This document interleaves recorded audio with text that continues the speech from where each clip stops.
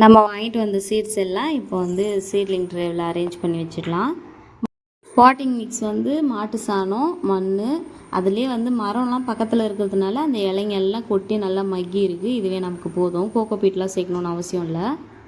இப்போ இதில் முக்கியமாக என்னென்ன சீட்ஸ் வந்து சீட்லிங் பண்ண போகிறேன்னா, முட்டைக்கோஸ், பர்பிள் முட்டைக்கோஸ், காலிஃப்ளவர் இல்லை ப்ரொக்கோலி, அப்புறம் செடி பீன்ஸு, நீலசுரை, கத்திரி வந்து இப்போது நான் இதில் சீட்லிங் பண்ணலை, அது தனியாக நாற்றி விட்டு எடுத்துக்கிறேன். இது மட்டுமே இதில் இப்போ சீட்லிங் பண்ணிக்கலாம். அதுக்கப்புறம் வெளியில் கொஞ்சம் மண்ணில் கவினை வச்சு கீரையெல்லாம் விதைச்சி விட்டுருந்தேன்.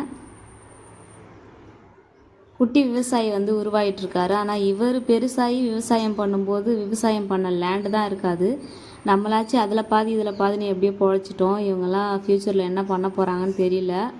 வீட்டை இடிச்சிட்டு கூரை வீடு நிற்கி 7 அடி படுக்க 6 அடி கணக்கு வச்சு கட்டி மீதி இருக்க காலி இடத்துல விவசாயம் பண்ணி தான் சாப்பிட்ணுன்ற சுச்சுவேஷன் வந்துடுமோ என்னவோ, இப்படியெல்லாம் கிறுக்குத்தனமாக நான் யோசிச்சுட்டு இருப்பேன்.